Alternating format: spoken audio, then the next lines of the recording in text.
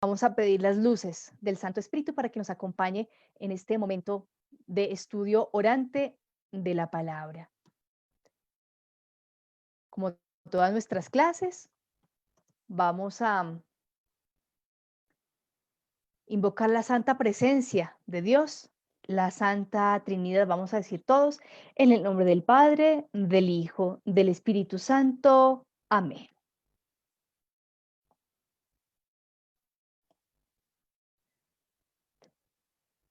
Ven Espíritu Santo, envía tu luz desde el cielo.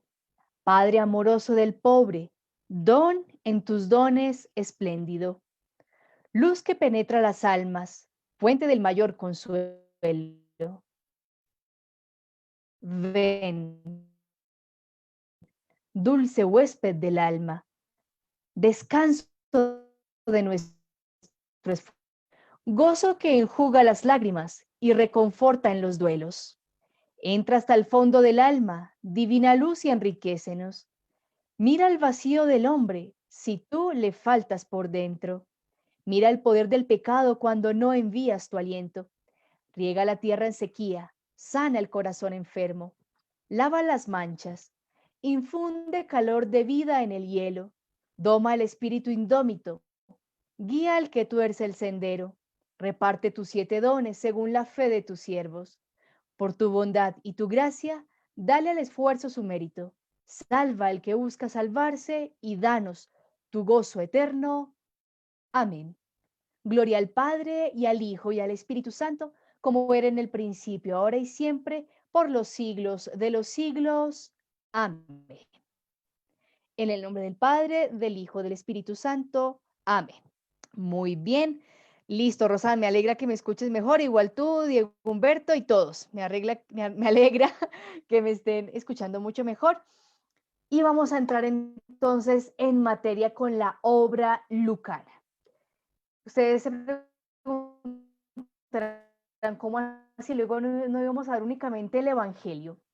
Pues resulta que el autor del libro de los Hechos de los Apóstoles de la obra lucana, Evangelio y Hechos de los Apóstoles.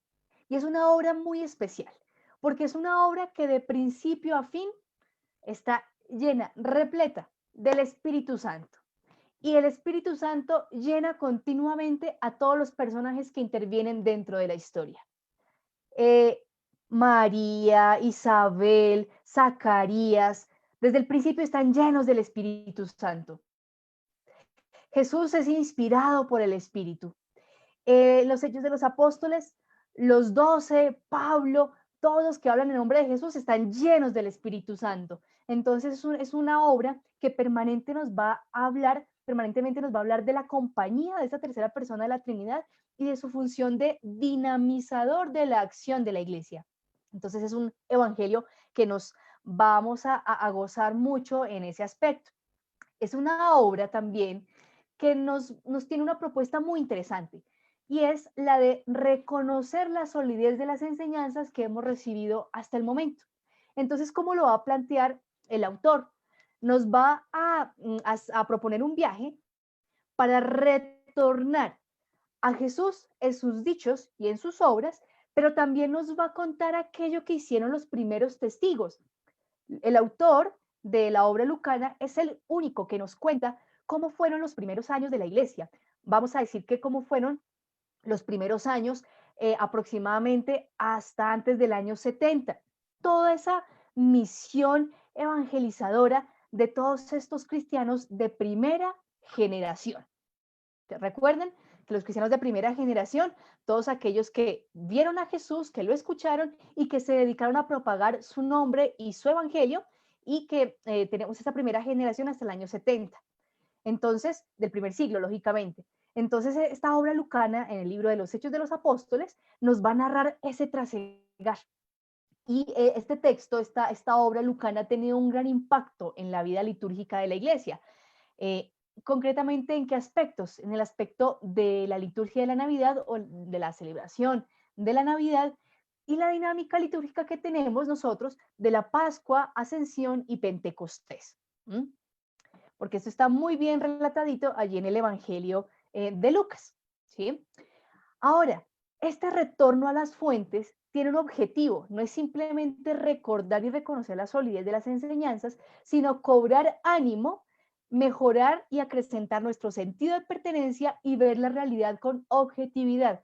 Porque para el momento en que se escribe Lucas, como lo vamos a ver más adelante, hay muchos retos en cuanto a cómo saber seguir adelante, cómo saber proponer nuestro estilo de vida en medio de una diversidad cultural tan amplia, cómo mantener la diferencia sin dejar que la masa nos asuma y nosotros terminemos convertidos en algo más de la masa. Entonces la obra lucana nos va a dar bastantes pistas de cómo se vive la fe en Jesucristo en el tiempo, ¿vale? Entonces, ¿cuándo se escribe la obra lucana? Los estudiosos nos dan una década de probabilidad. Algunos dicen entre el año, en la década de los 80, otros van a decir no, un poquito más lejitos, más bien como hacia el año 90, pero estamos en esa década, entre el 80 o el 90, allí, ¿sí?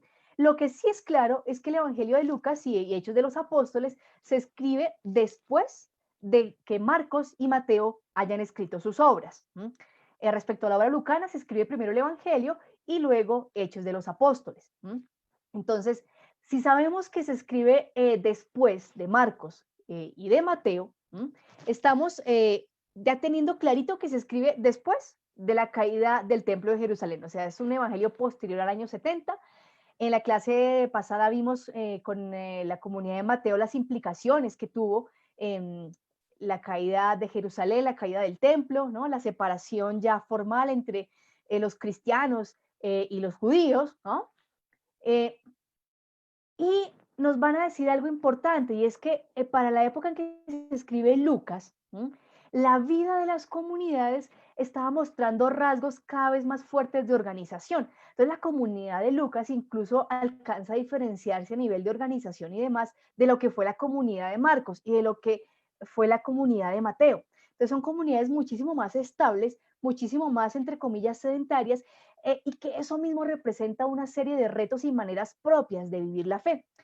Teniendo en cuenta esto, el Evangelio de Lucas se escribe alrededor de 50 a 60 años después de los acontecimientos a nivel estrictamente histórico. Si partimos del hecho que Jesús muere en el año 30, entonces alrededor de 50 o 60 años después se escribe este texto, el Evangelio de Lucas, y alrededor de 10 o 20 años después del primer Evangelio.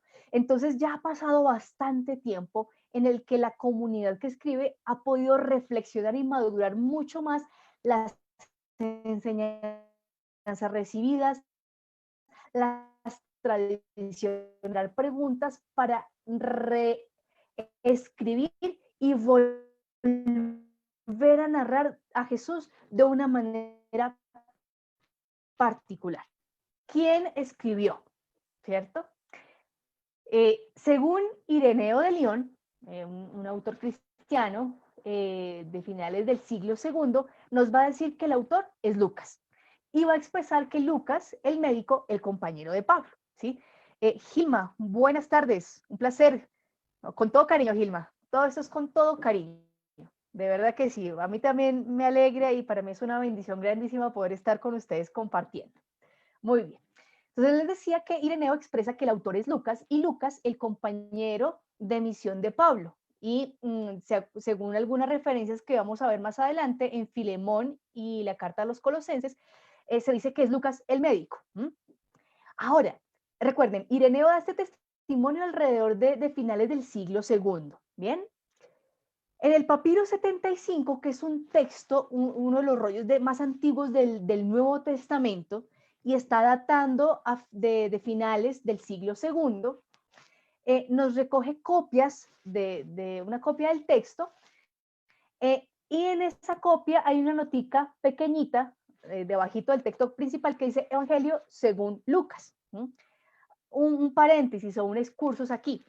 Nosotros no tenemos en ninguna biblioteca del mundo el rollo en el que podamos decir, este es el rollo original de Marcos o el rollo original de Mateo o de Lucas. No.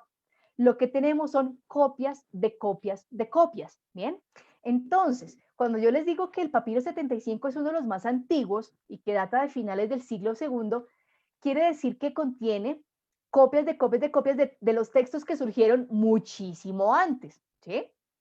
Pero entonces es importante que mantengamos esa aclaración porque a veces podemos llegar a pensar que tenemos en la Biblioteca del Vaticano, por ejemplo, el rollo de la primera edición del Evangelio de Lucas. No, lo que tenemos son copias de copias de copias, las cuales han sido extraídas lógicamente de un texto original que por avatares de la historia pasó de mano en mano, se perdió, etcétera, pero tenemos es copias de esos textos. Por eso en las copias encontramos variaciones, adiciones, cambios en las palabritas, etcétera. Bien, pero este papiro 75 es un papiro muy fiable. Entonces, fíjense, si para finales del siglo segundo ya en las notas de los copistas se decía que ese texto era de Lucas, quiere decir que con anterioridad en la tradición de la iglesia ya era una cuestión muy conocida y muy aceptada que Lucas, vamos a dejarlo hasta ahora así, Lucas era el autor de ese texto, del Evangelio concretamente, y la obra de Hechos, pues que va a estar unidita a él, ¿sí? Entonces, aquí pasa lo mismo que con los evangelios de Marcos y Mateo. La tradición confirió la autoría de este texto a una persona que estaba relacionada a algún personaje importante de los inicios de la iglesia. William, saluditos desde Barranquilla, muy bien. Zenobia, buena tarde para ti también. Carmen Elena, sí, Lucas el médico, exactamente, eso es lo que sostiene en la tradición. Ahorita vamos a comenzar a desmenuzar todo esto allí. Entonces, lo que les decía, ¿no? Con Lucas pasa lo mismo que con Marcos y Mateo, que es que la tradición otorga la autoría a un personaje vinculado con uno de los personajes importantes, ¿no? De la iglesia. Entonces Lucas estaba relacionado con Pablo y esto ya le daba cierta confiabilidad o autoridad. Entonces rápidamente en nuestras Biblias vamos a buscar la carta a Filemón, ¿sí? Vamos a buscarla rápidamente, la carta a Filemón, que es una cartita súper corta, la carta a Filemón. Y allí vamos a encontrar esa expresión donde nos van a decir quién es este Lucas. Entonces vamos a Filemón, verso 24 dice, voy a leer desde el 23. Recordemos que la carta a Filemón es una carta que escribe Pablo a Filemón, ¿no? Diciéndole una serie de situaciones porque el esclavo de Filemón se escapó con Pablo para ayudarlo, Filemón no sabía, entonces Pablo quiere que Filemón no regañe al esclavo cuando vuelva. Entonces ese es el contexto general de la carta y cuando Pablo se despide le dice, te saludan Epafras, mi compañero de cautiverio en Cristo Jesús, Marcos, Aristarco, Demas y Lucas, mis colaboradores. Ahí Pablo simplemente dice Lucas, no dice que si era médico o no, simplemente dice Lucas. Entonces, podemos saber, según esta carta, que Lucas sí fue una persona, un misionero que ayudó a Pablo. Hasta ahí vamos, ¿listo? Vamos a mirar entonces rápidamente ahora la carta a los colosenses. Entonces, la carta a los colosenses, capítulo 4, versículo 14, nos van a decir otra cosa importante. Nos van a dar un datico adicional de este Lucas. Bien, entonces 4:14. Dice, os saluda Lucas, el médico querido y Demas. Entonces, según Colosenses, Lucas sigue siendo asociado a Pablo, ¿cierto? Y aquí nos dicen que es médico. Entonces, por este tipo de menciones, la tradición tempranamente comenzó a decir, Lucas, el de Filemón, es el mismo Lucas que nos está relatando la carta a los colosenses, entonces era médico. Lucas el médico compañero de Pablo. Pero entonces cuando nosotros analizamos el texto de Hechos de los Apóstoles, vamos a mirar unas cosas muy interesantes. Leonor, buenas tardes. José Joaquín, desde Arboletes, wow, muy bien.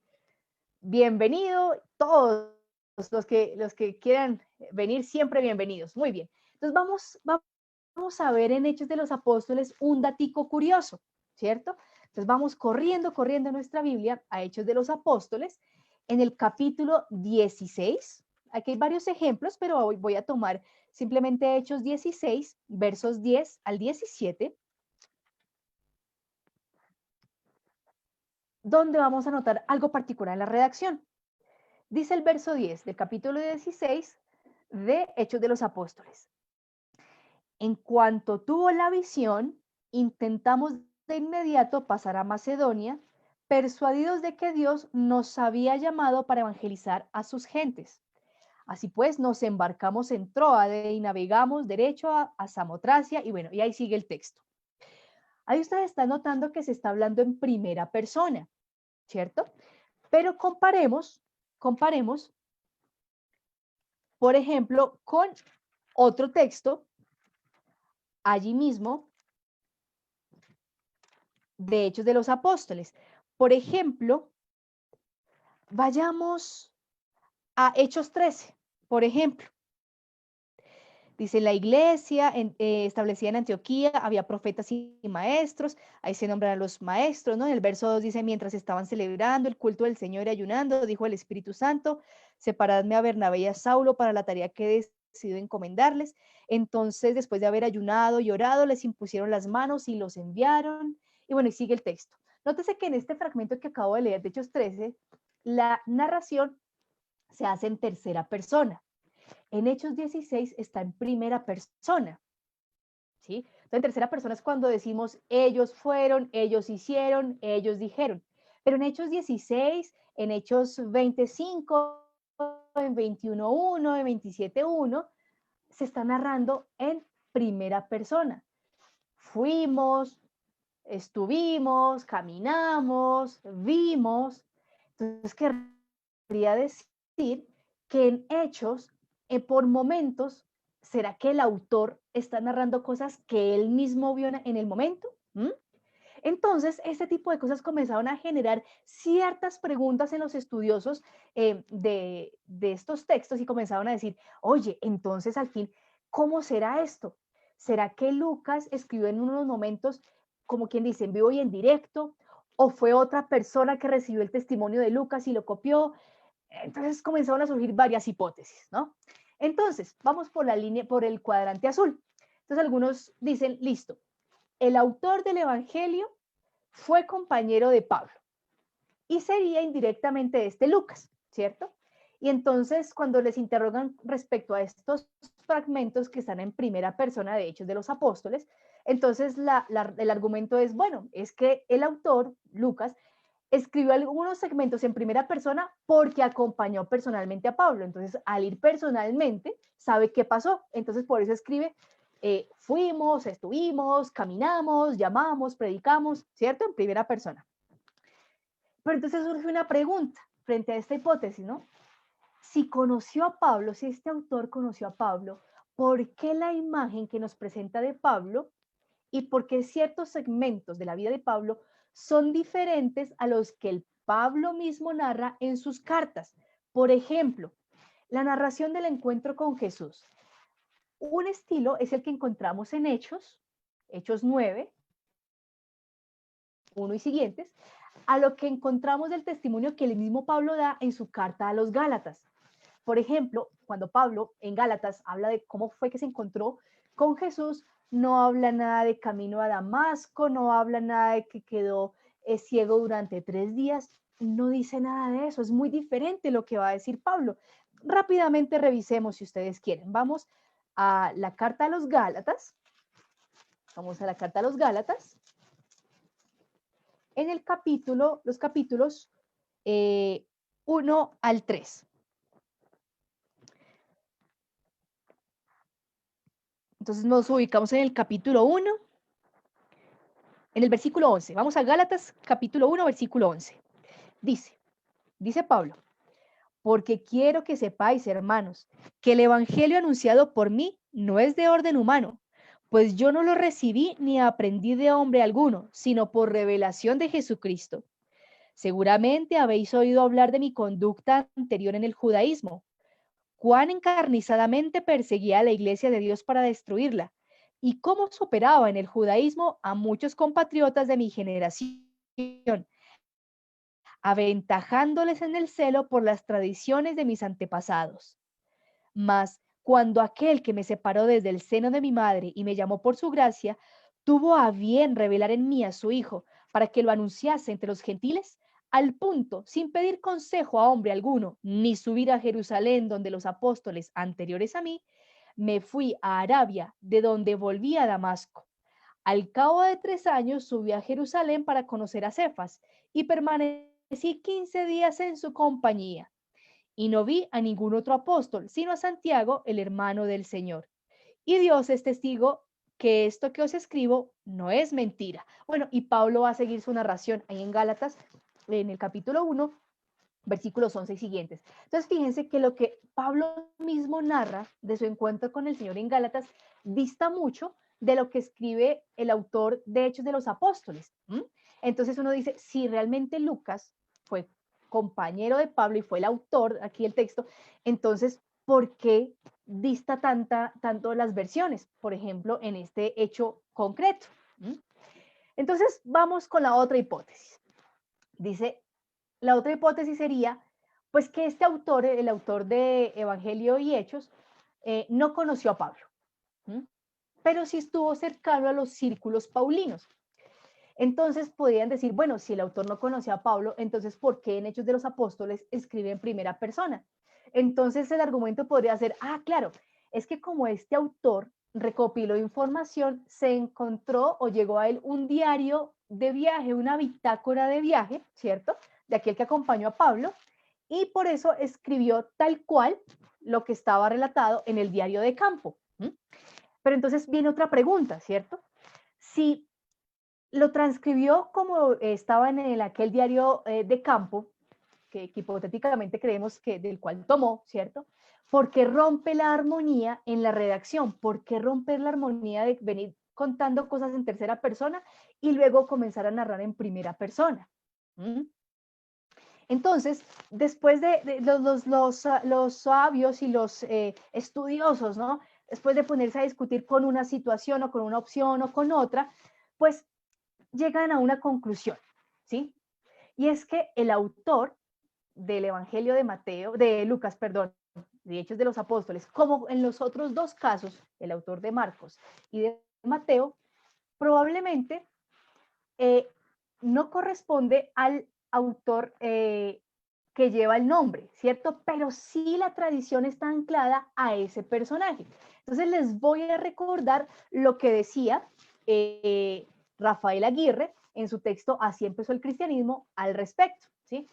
Entonces, entre comillas dice, en los orígenes del cristianismo hay muchos escritos pseudoepigráficos que recurren a grandes figuras del pasado, Pedro, Pablo, Juan, Santiago, para avalar su autoridad, pero no es el caso de los evangelios sinópticos, ya que Mateo, Marcos y Lucas son personajes de segunda fila. Por eso la relación que se establece entre ellos y un determinado escrito es digna de crédito, lo que no implica que sean los últimos redactores. Pueden estar en el origen de alguna versión previa o de tradiciones utilizadas.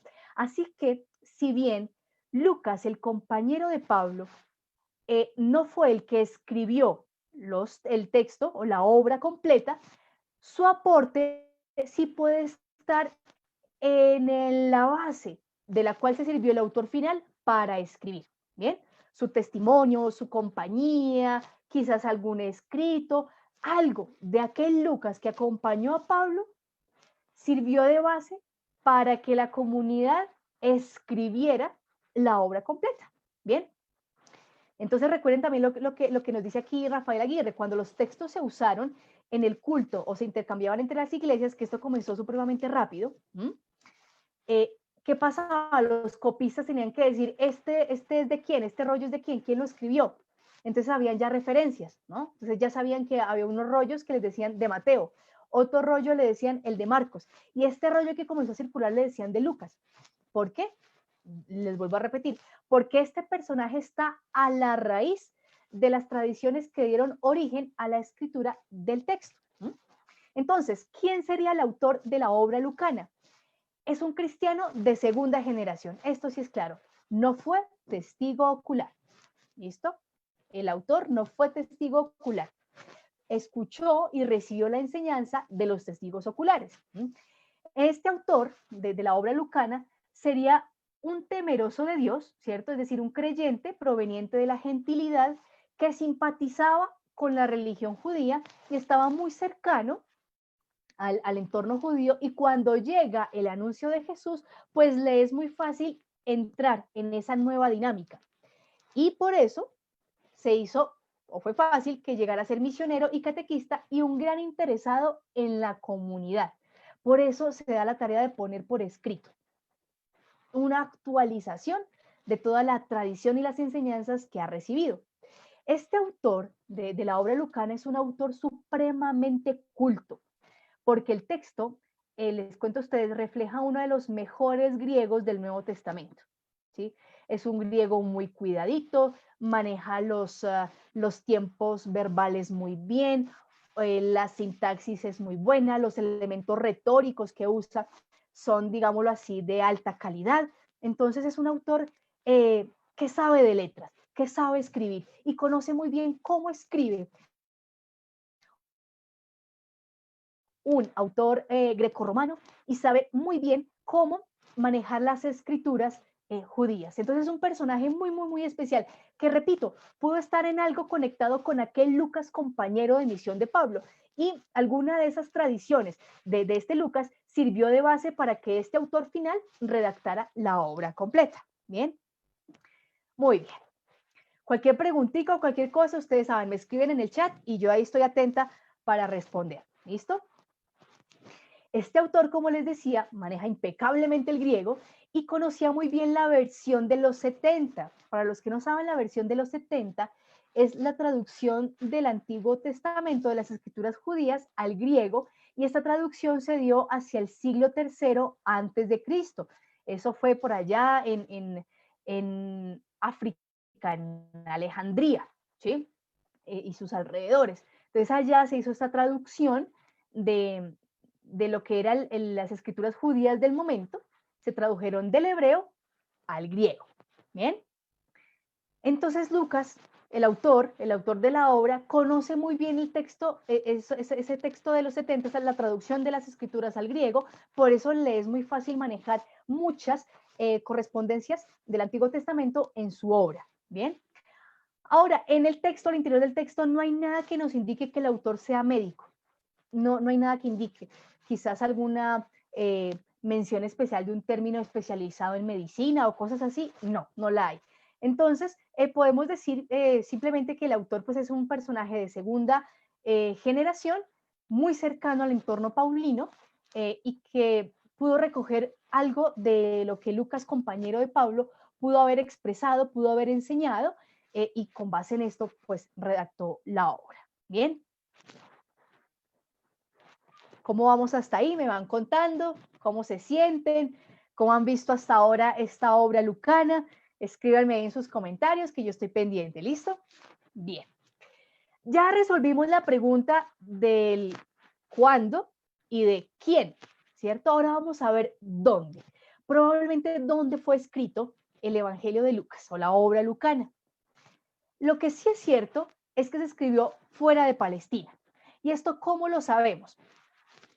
Porque hay una serie de imprecisiones geográficas y culturales dentro del texto que nos indica que el que escribió no conoce físicamente la tierra de Israel. ¿Sí? Adicionalmente, hay algunos pasajes que han sido ajustados para un contexto diferente al contexto palestinense. Vamos a comprobar esto y vamos a ir al Evangelio de Lucas en el capítulo 5, versículo 19. Y aquí en la figura les estoy, al cual episodio me estoy refiriendo. Entonces vamos rápido, Lucas capítulo 5, versículo 19. Se trata de la escena en la cual Jesús está en la casa de Pedro, ¿cierto? Y descuelgan, bueno, en la versión de Marcos están en la casa de Pedro, ¿no? Aquí en la versión de Lucas es en otra localidad, pero descuelgan a un hombre por entre el techo. ¿Se acuerdan del hombre paralítico que lo bajan entre 4 amigos? Lo bajan, Jesús lo cura, le dice que tus pecados están perdonados, etcétera. Pero a lo que quiero que nos centremos, en lo que quiero que veamos es, miren el verso 19.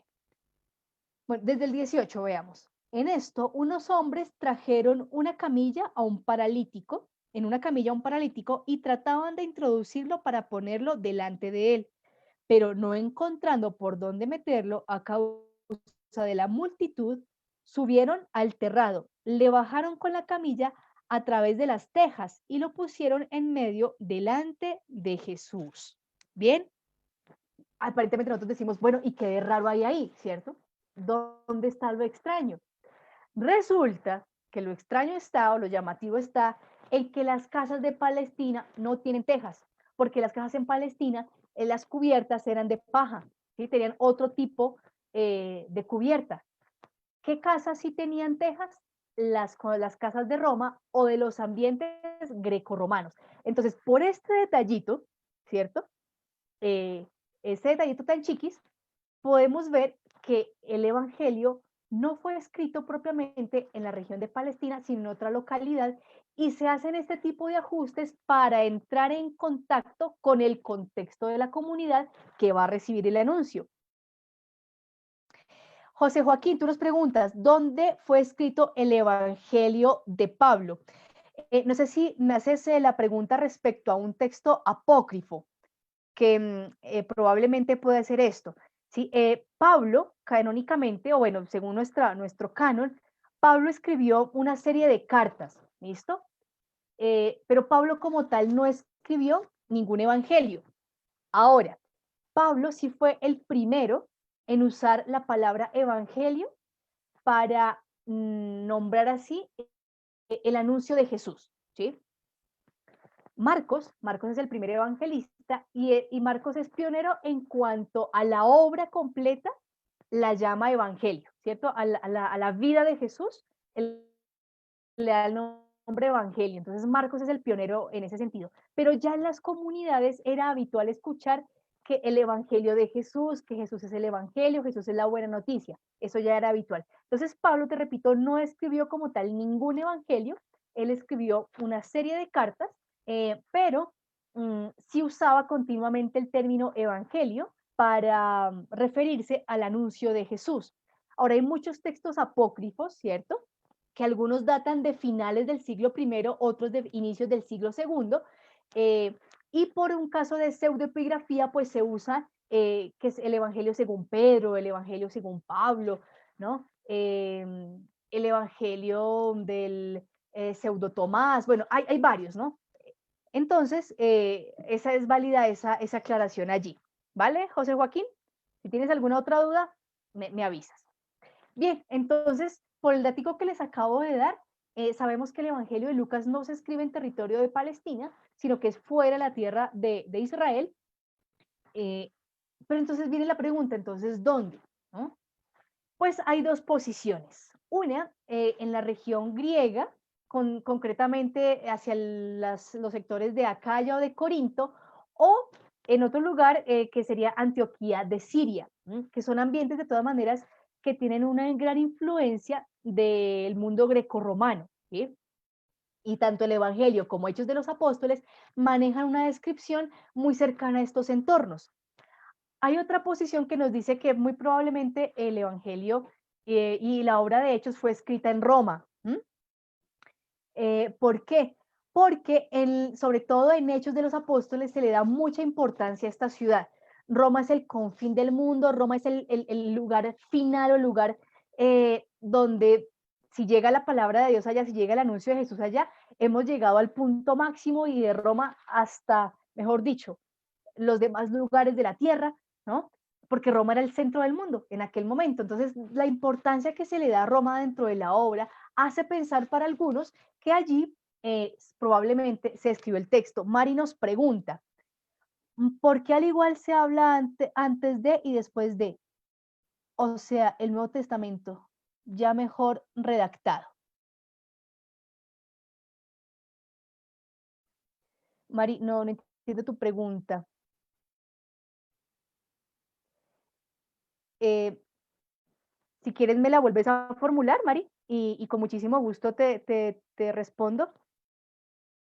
Mm, no sé a qué te refieres concretamente, si algún hecho concreto del Antiguo Testamento, del Nuevo Testamento. Entonces me especificas bien la preguntita y claro, con muchísimo gusto te respondo. Listo, José Joaquín, muy bien. Entonces seguimos adelante. Raquel, la fuente Q. Listo, ya vamos a llegar allá a la fuente Q porque ese tema lo vamos a tocar aquí con la obra lucana, con la construcción de cómo el autor construye su obra. Bien. Entonces ya respondimos el quién, el cuándo, el dónde, ¿cierto? Pero entonces ahora vamos a describir un poco más cómo era esta comunidad lucana para poder entender la forma en que Lucas escribe, lo que el autor escribe. Entonces, la comunidad lucana en su mayoría era una comunidad conformada por cristianos provenientes de la gentilidad.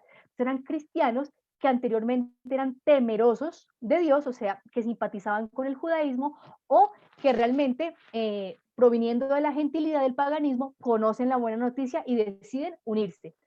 En conclusión, eran cristianos provenientes de la gentilidad. Muchos de ellos, la mayoría, como les digo, por ser temerosos de Dios, conocen las escrituras judías en la versión griega. En la época de Jesús, ¿sí? Habían personas paganas, digamos un romano, ¿cierto?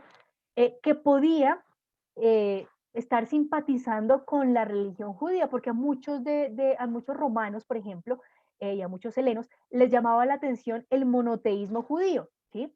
Y les llamaba muchísimo la atención la forma en que el judío interpretaba la historia interpretaba, perdón, las escrituras. Entonces, ellos, pues, por no ser judíos de nacimiento, no podían acceder a ciertas cosas como tal del culto y demás, ¿cierto? Pero se les permitía, a estos temerosos de Dios, se les permitía entrar a las sinagogas y escuchar las enseñanzas. ¿Mm? Entonces, estas personas que van a llegar a componer después la comunidad a la que escribe Lucas, están muy familiarizadas con los textos. Entonces, no va a ser difícil comprender ciertas asociaciones a las cuales Lucas los va a invitar. Para esta comunidad, ya es algo básico, ya es algo creíble, normal, no hay duda que la salvación de Jesús es universal, es abierta a todo aquel que quiera, ¿sí? Y de hecho, la obra de Lucas lo expresa muchísimo más claro que Mateo. Ustedes recuerdan que hace 15 días vimos que en la genealogía de Mateo se incluían mujeres y mujeres extranjeras, ¿cierto? Que esto era una señal para entender que el Mesías era herencia de la tierra entera. Pero Jesús estaba vinculado directamente a David y a Abraham, ¿cierto? Porque la expectativa mesiánica cumplida y estaba anclado a la promesa, ¿cierto? La promesa que Dios hizo a Abraham. Entonces era un universalismo, pero todavía con muchos matices de raigambre judía. Con Lucas va a pasar otra cosa. Lucas va en su genealogía, porque Lucas también va a construir una genealogía, nos va a anclar a Jesús hasta que es hijo de Adán e hijo de Dios. Con este sencillo detalle, Lucas está diciendo que Jesús es del género humano, independientemente de raza, color, latitud, lo que sea. Jesús es herencia de la humanidad. Entonces, para esta comunidad es clave, clave, clave que el evangelio es abierto, es para todos.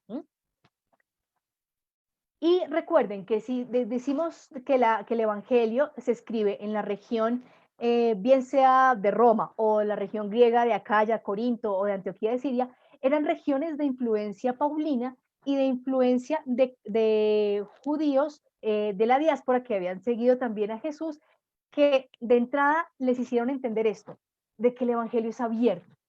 Entonces, por eso mismo esta comunidad se sabe que desde sus raíces nació gracias al impulso misionero. La comunidad del Evangelio de Lucas no es una comunidad que nació en Palestina y luego fue a dar a otro lugar. No, su nacimiento fue completamente fuera de la tierra de Israel. Por eso no hay dudas en ella de que el Evangelio tiene que estar abierto para los demás, así como estuvo abierto para ellos. Por eso son expertos en el arte de actualizar y contextualizar las enseñanzas de Jesús. ¿Qué pasaba hacia finales del siglo I? Hacia los años 80, 90.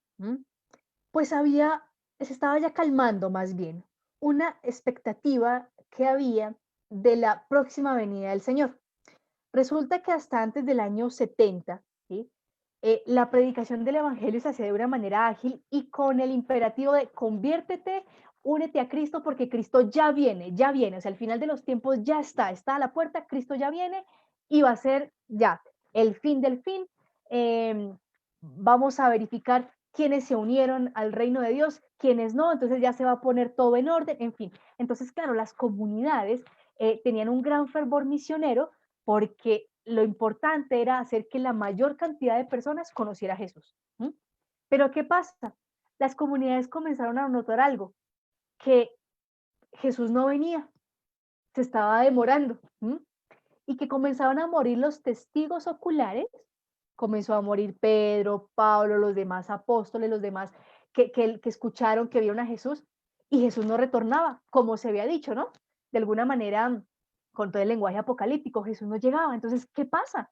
Las comunidades comienzan a entrar en crisis, pero entonces la comunidad de Lucas, como ya es una comunidad madura, ya comprende que la parucía o la venida del Señor es una venida que se tiene que vivir en el tiempo, o sea, Jesús está viniendo constantemente, la parucía es todos los días, Jesús está presente todo el tiempo y cada día yo me encuentro con Él porque Jesús está viniendo permanentemente.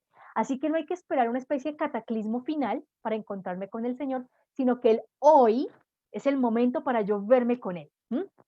Por eso la parucía no va a ser inmediata. Y en ese sentido, la comunidad también es una comunidad marginal. Como tiene que vivir esa parucía de Jesús, esa venida de Jesús en el tiempo constantemente, entonces tiene que buscar una manera de ser alternativa y también de ofrecer una propuesta no violenta contra el régimen hegemónico. Entonces, no solamente tiene que preocuparse por reinventarse en el nuevo contexto en el que está, sino en ser fiel a su esencia, ¿cierto? Y en ser una alternativa real que no confronte, pero sí que invite, que provoque. ¿Bien? Ya les dije, entonces esta comunidad se enfrenta a un reto muy importante y es que tiene que aprender a vivir en la historia y encontrar su lugar en el mundo. Entonces se comienza a preguntar, bueno, el Señor está viniendo constantemente, eso ya lo entendimos. Entonces, ¿por qué vale la pena continuar? ¿Por qué vale la pena seguir, perseverar en esto? En medio de las persecuciones que ya estaban agudizándose. ¿Y cuál es nuestra propuesta para el mundo? Porque recuerden que en el momento estaba no solamente el cristianismo creciendo, había un judaísmo que se estaba reorganizando, ¿se acuerdan? También había una propuesta romana de organización que era fuerte. Estaba la filosofía griega por ahí también haciendo guiños desde hace mucho tiempo. ¿M? Entonces, los cristianos comienzan a preguntarse, ¿y nosotros qué proponemos? ¿Cuál va a ser nuestra propuesta? ¿M? En medio de esta situación, se generaba el miedo a la evolución y a la innovación, porque entonces, si cambiamos esto, ¿qué tal que seamos infieles? Si quitamos esto, ¿qué tal que perdamos parte de la herencia? ¿Mm? Entonces, había ciertas pugnas entre aquellos de avanzada, aquellos de vanguardia y otros que preferían mantenerse en retaguardia y decir, mejor no hagamos nada, sigamos así como vamos, porque si así nos ha ido bien hasta el momento, es porque tenemos que seguir así, ¿no? Y habían preguntas de fondo que se movían entre la comunidad. Oye, ¿cómo podemos adaptarnos sin perder la esencia? ¿Cómo distinguir el camino positivo de un cambio que de pronto nos pueda apartar de la verdadera fe? ¿Mm? Y por último, hay un cansancio ante la monotonía. Ese reto lo está enfrentando fuertemente la comunidad de Lucas. ¿Sí? ¿Por qué? Porque resulta que es una comunidad que no es la primera vez que recibe el anuncio de Jesús, ya ha conocido el anuncio del Señor. Entonces es una comunidad que ya sabe muchas cosas, perdón, que ya conoce varios elementos del culto, que ya está familiarizada con varias situaciones, y hay muchas familias cuyos hijos ya están creciendo al interior del cristianismo y ellos se están volviendo adultos, ¿cierto? Entonces ya la necesidad de ir a evangelizar a otros cada vez es menor porque ya somos más los cristianos. Entonces aquel fervor misionero que era lo que prendía el ánimo en muchos de saber más de Jesús, de ir a anunciarlo, comienza a bajar porque dicen, pero si aquí ya todos sabemos de Jesús, ya esto está bien. Entonces ya quizás no es tan necesario reunirnos a estudiar, ya no es tan necesario hablarle al otro de Jesús, ya no es tan necesario como renovar esta prédica, porque pues ya sabemos qué es. Entonces esto podía estar haciendo perder el fervor al interior de la comunidad de Lucas y caer en la rutina. El autor de la obra lucana, miembro de esa comunidad, dice, esto no nos puede pasar, nosotros tenemos que despertar, porque este autor es un autor muy bonito y yo lo comparo muchísimo con el papel del laico en la iglesia. Lucas no hace parte de los presbíteros, ¿sí? Digamos de la comunidad de los presbíteros, de los dirigentes de la comunidad, no hace parte de los episcopos, o sea, no es una persona, entre comillas, importante o de jerarquía en la comunidad, es un cristiano normal como tú y como yo que dice, yo amo mucho a Jesús, amo mucho a la iglesia, amo mucho este proceso, que esto no puede quedar ahí quieto, tenemos que echar para adelante. Y él, por su propia iniciativa, comienza a reescribir la historia. ¿M? Entonces, es muy bonito ver en Lucas un modelo de laicado comprometido, de aquel que no necesita estar necesariamente en las esferas clericales o de vida consagrada o de cierta autoridad en la iglesia para hacer algo por ella. Lucas, el autor de esta obra, es una persona con gran amor por su iglesia, por Jesucristo y por la obra. Bien. Habían otras cositas que estaban así como un poquito flojitas en la comunidad. Y es que, como les dije, habían algunos de la comunidad que habían sido como herederos o muy cercanos a la evangelización paulina, ¿sí? Entonces, habían ciertos sectores que con Pablo no se la llevaron muy bien, como que no le comprendían mucho, y eso generaba cierta estigmatización en aquellos que cuya fe había surgido en un entorno de predicación paulina. Entonces, la obra lucana va a reivindicar la enseñanza de Pablo, va a reivindicar que cómo conoció a Jesús, por qué fue designado apóstol de los gentiles, hechos de los apóstoles. Ahí va a reivindicar fuertemente esta figura para aquellos que son herederos de esa tradición paulina, no siendo huérfanos o cuya iniciación cristiana no fue lo suficientemente sólida. Al contrario, Lucas les va a fortalecer el orgullo de su raigambre, de su tradición, y los va a invitar a que compartan eso que han aprendido. Por último, pues la comunidad se enfrenta a mostrar cómo ser una contrapropuesta de lo que está planteando Roma. Roma ofrece una vida llena de gloria, de fama y dinero, pero a costa de la marginación de los débiles.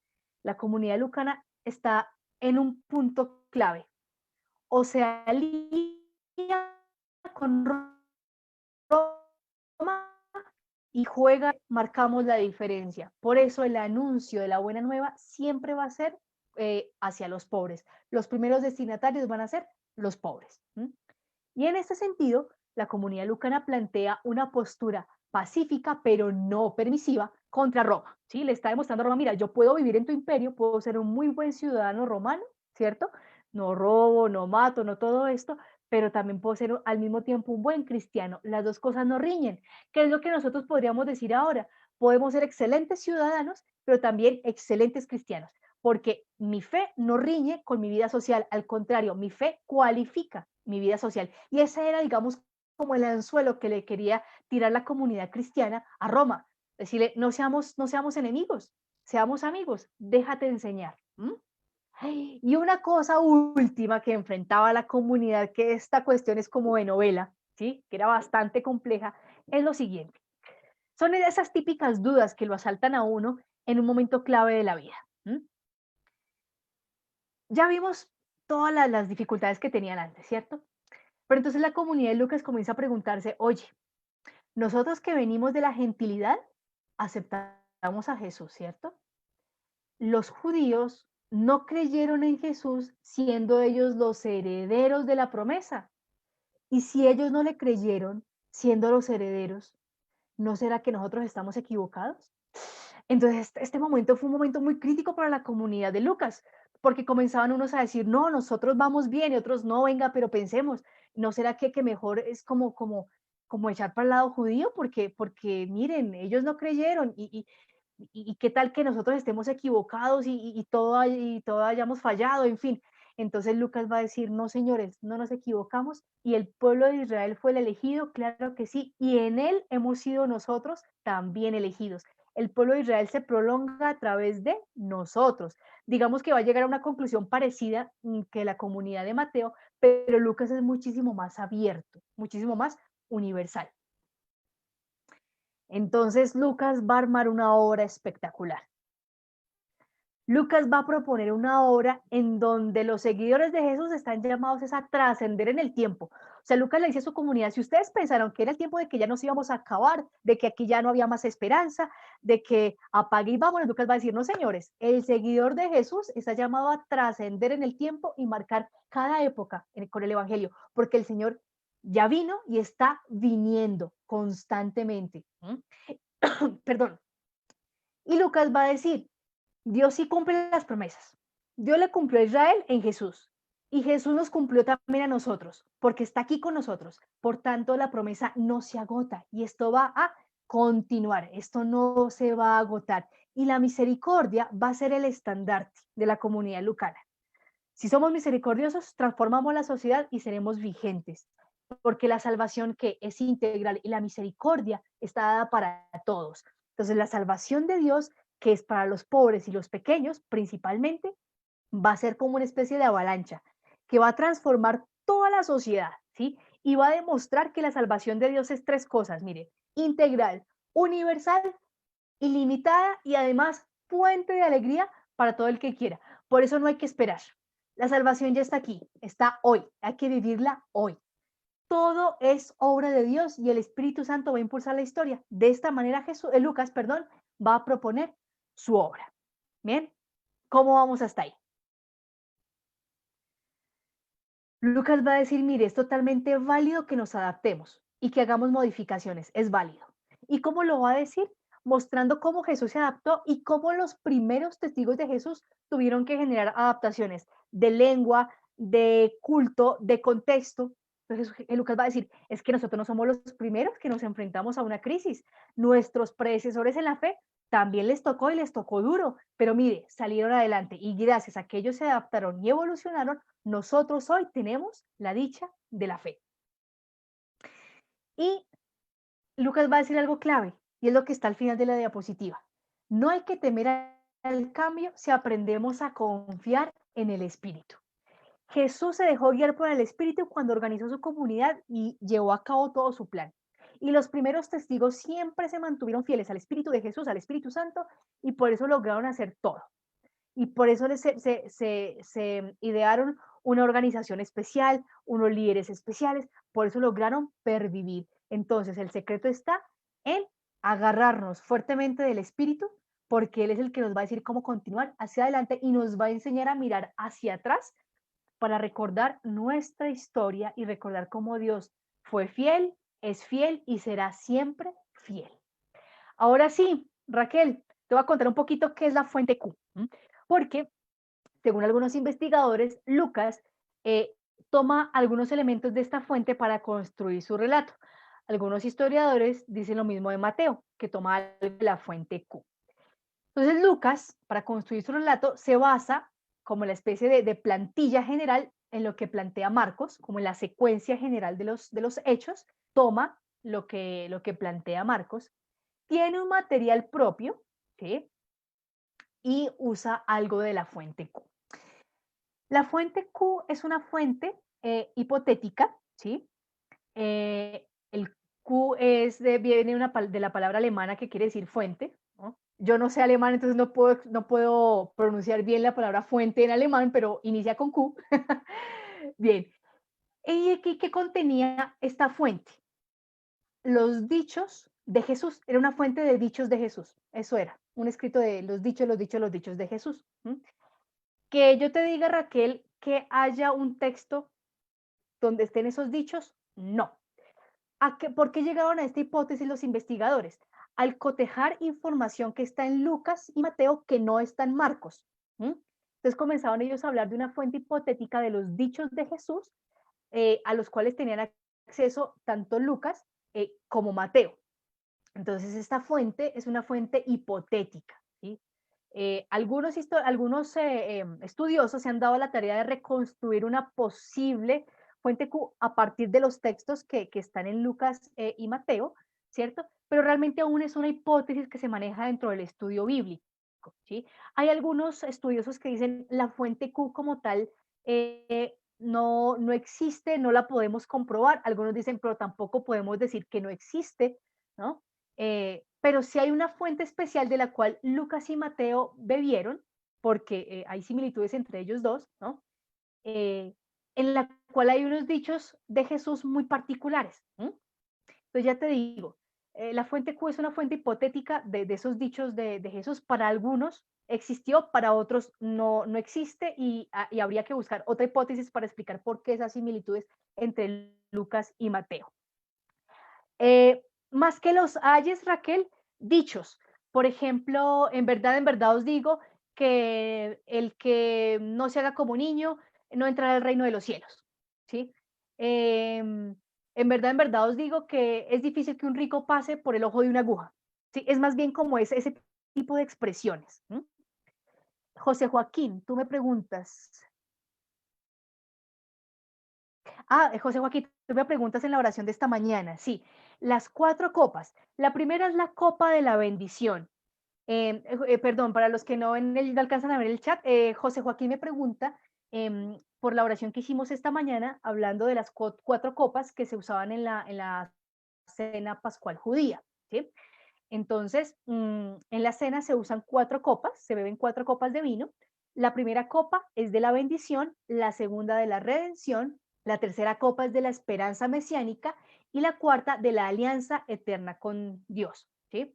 Entonces, según el texto de Lucas en la instauración de la Eucaristía, Jesús les da a beber a todos sus discípulos la tercera copa, o sea, la de la esperanza mesiánica, en un signo de decir, ustedes ya no tienen que esperar más, yo estoy acá, ¿cierto?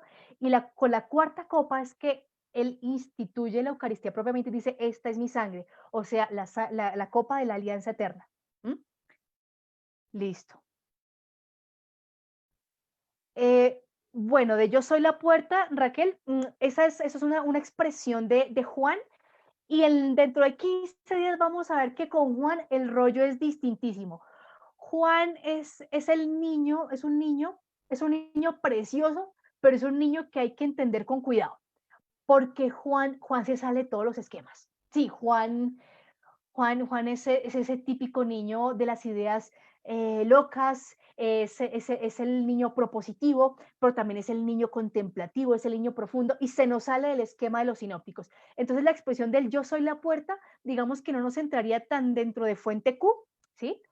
Eh, hace parte más bien del acervo de Juan. Y cuando entremos a Juan vamos a entender en qué sentido es que plantea esta expresión. ¿Bien? Listo, entonces. Oh, Dios santo, yo me emociono y se me llega la hora.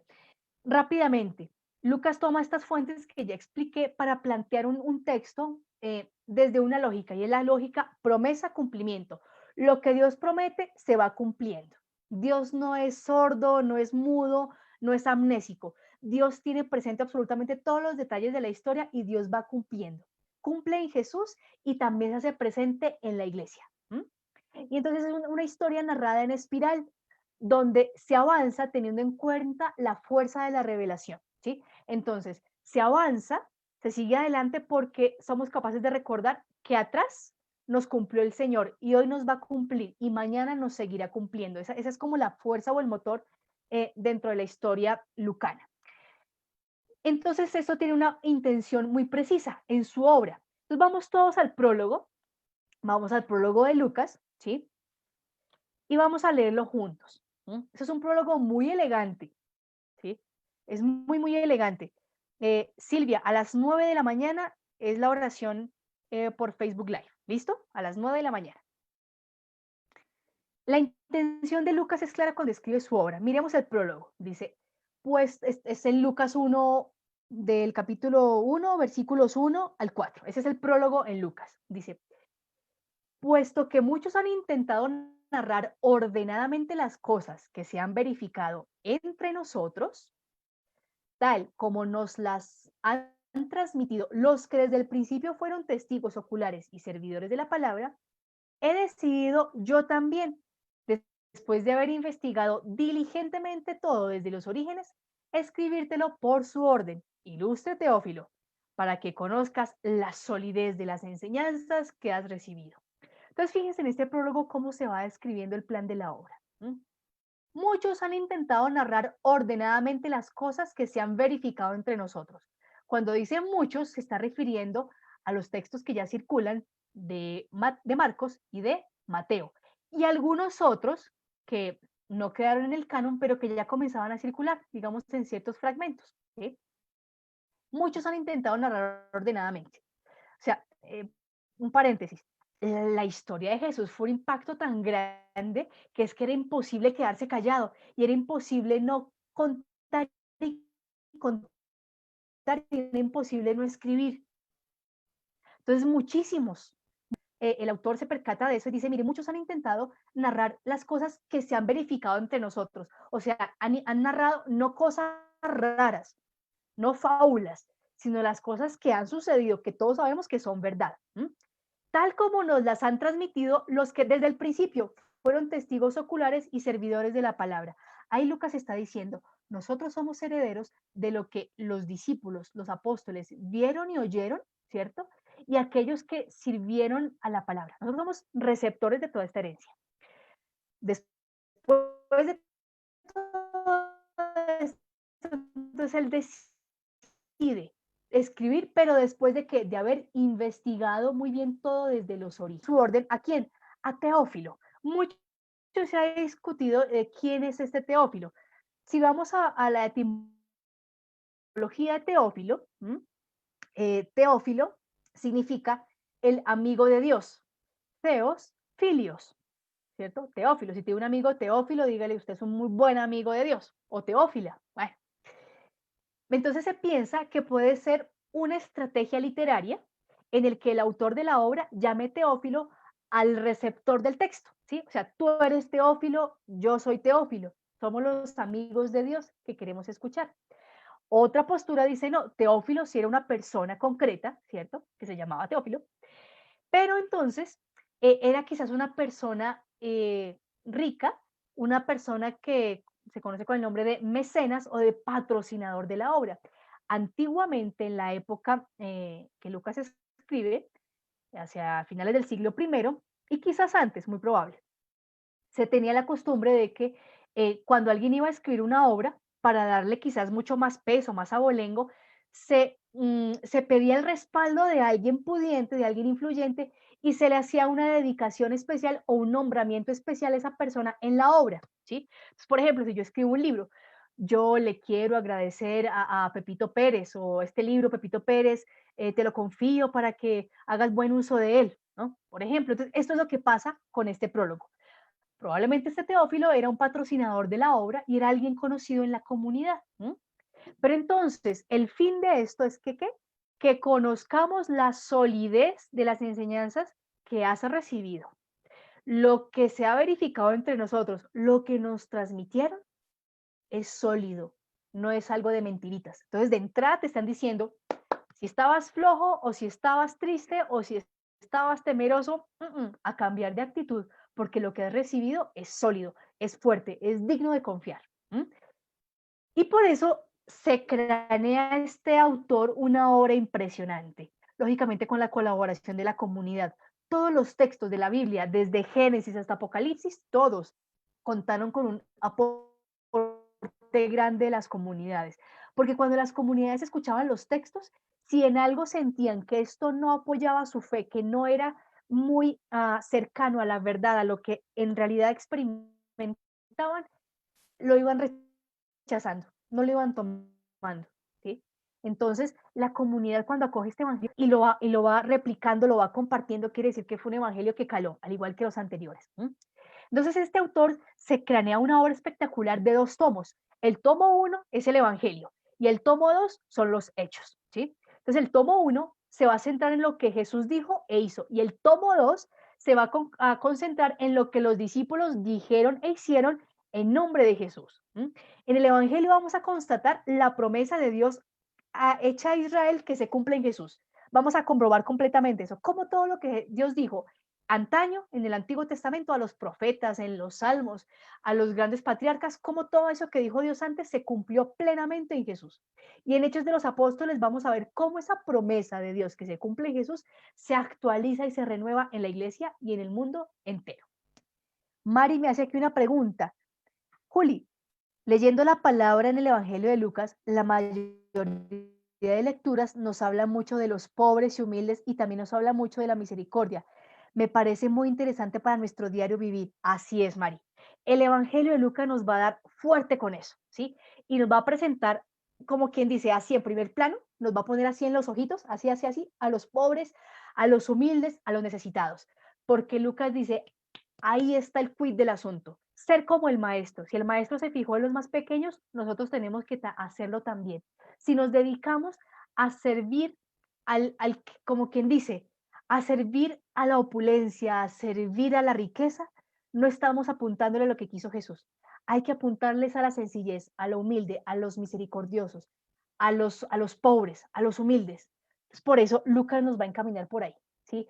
Probablemente la comunidad que compone el Evangelio sí, la comunidad que recibe el Evangelio de Lucas, no es una comunidad de pobres. Al contrario, es muy probable que la mayoría sean ricos. Así que el Evangelio surge como una especie de jaloncito de orejas para decir, muchachos, si ustedes son ricos, no dejen que la riqueza se apodere de ustedes. Sean ustedes más bien dispensadores de caridad a través de lo que Dios les ha dado. ¿Mm? Es interesante. Muy bien. Bueno, ya estamos rayando casi que las 5:15, entonces voy a saltarme aquí unas cositas que no se preocupen, las vamos a ver dentro de 8 días. Quiero que veamos, quiero que veamos cómo construye Lucas su propuesta aquí eh, de estructura en el Evangelio, primero que todo, ¿sí? Recuerden que Lucas escribe haciendo una lectura especial de la historia, ¿sí? Una lectura en espiral. Entonces, todo lo que le pasa al maestro le ocurre también a sus discípulos. Por eso vamos a encontrar paralelos en la vida de Jesús con Pablo, de Jesús con Esteban el diácono, de Jesús con Pedro. ¿Listo? Eso lo vamos a ver la otra clasecita, no se preocupen. Ahora, ¿cómo plantea Lucas su texto? Partiendo de la estructura básica que le ofrece Marcos en cuestión de sucesión de hechos, Lucas nos propone como esquema general del Evangelio un prólogo, que lo acabamos de leer. Luego nos va a mostrar a través de una técnica retórica que se llama la síncresis, un paralelo entre Juan Bautista y Jesús. La síncresis que buscaba comparar dos personajes resaltando a través de sus diferencias quién era superior a quién o quién era más importante frente al otro. Entonces, a través de esta comparación, Lucas nos va trazando muy bien la diferencia entre el perfil de Juan y el perfil de Jesús. Juan es precursor y Jesús es el Mesías, y lo va a hacer de una manera muy interesante. Después de que hace estos paralelos, aquí están los relatos de la infancia, ¿cierto? Nacimiento, circuncisión.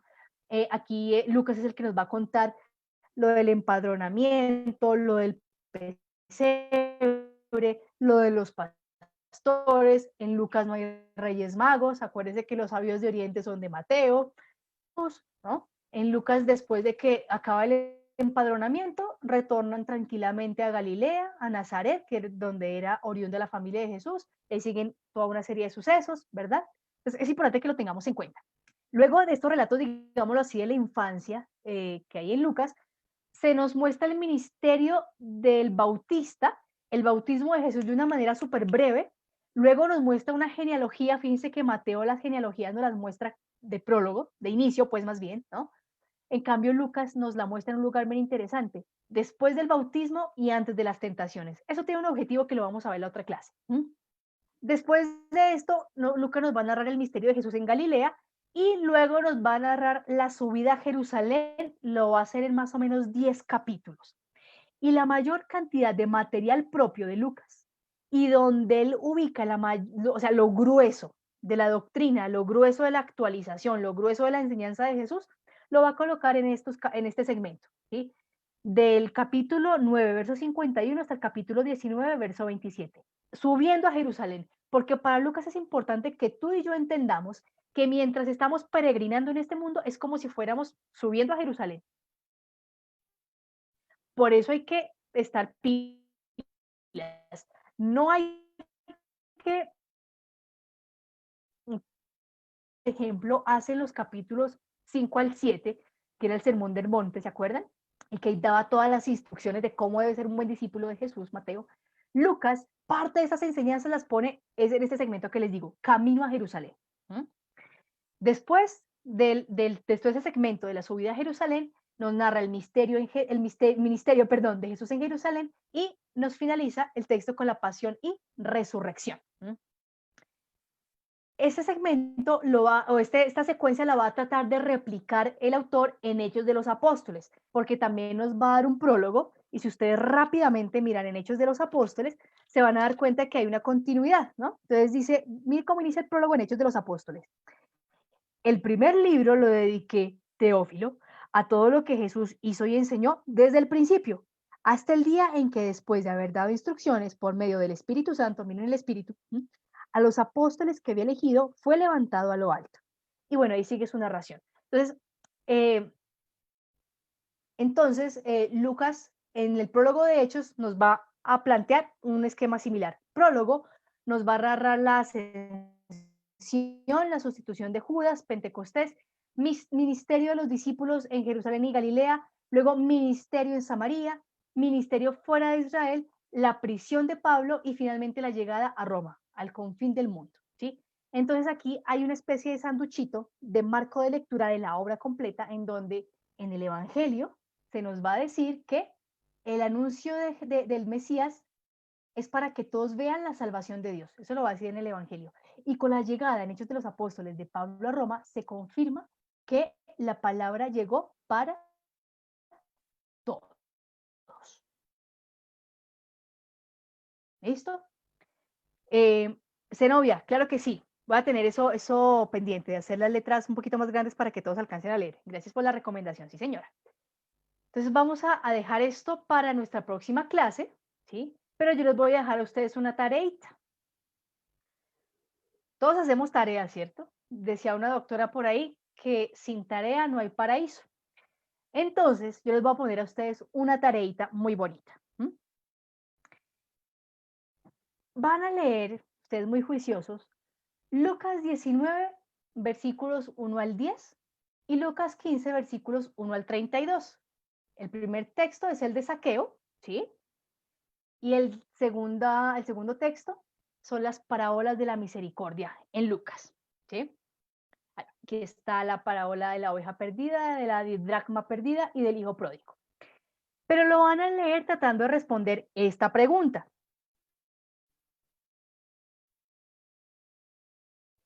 ¿Qué es capaz de hacer la misericordia de Dios en mí? Vamos a responder esa pregunta. Dios en mí. Y van a leer también en Hechos de los Apóstoles, capítulo 6, versos 1 al 7 y capítulo 8, versículos 4 al 40, que son la elección de los diáconos, ¿sí? Y la acción que hacen tanto Esteban como Felipe, les van a narrar esos segmentos, pero lo van a leer con esta pregunta de fondo, ¿de qué me hace capaz la misericordia en el mundo? ¿Sí? Entonces, los primeros textos los van a leer tratando de responder esta pregunta, ¿qué es capaz de hacer la misericordia de Dios en mí? ¿Cómo la misericordia de Dios me transforma? Y los textos de Hechos los van a leer respondiendo, oye, ¿y esa misericordia que yo recibo, de qué me hace capaz a mí para participar, para transformar el mundo? ¿Listo? Hágalo en sus raticos de oración, personal, si quiere coja un cuadernito y escriba. Y a partir de eso vamos a iniciar la otra clase. Queridos hermanos, a ustedes infinitas gracias por tanto amor, por tanta paciencia. Gracias por estar pendientes, por sus preguntas, por sus recomendaciones. La hacemos grande entre todos, con el aporte de todos. Así que muchísimas gracias por su participación. Zenobia, mañana no tenemos clase. Las clases son todos los jueves, ¿listo? Entonces, todos los jueves a las 4 de la tarde a través de este canal de Facebook Live nos vemos para las clases. Lo que sí estamos haciendo todos los días es la meditación del Evangelio a las 9 de la mañana. ¿Bien? Entonces, gracias por su compañía, gracias por su paciencia de nuevo, que el Señor los bendiga y que el Evangelio de Lucas pues siga tocando la puerta de nuestro corazón para ahondar en esa propuesta de aprender a ser misericordiosos, como el Padre es misericordioso, y desde ahí ofrecer una propuesta para ser alternativos, creativos y realmente transformadores de nuestra sociedad. Un abrazo para todos ustedes, que el Señor los bendiga. Feliz tarde, nos vemos en 8 días.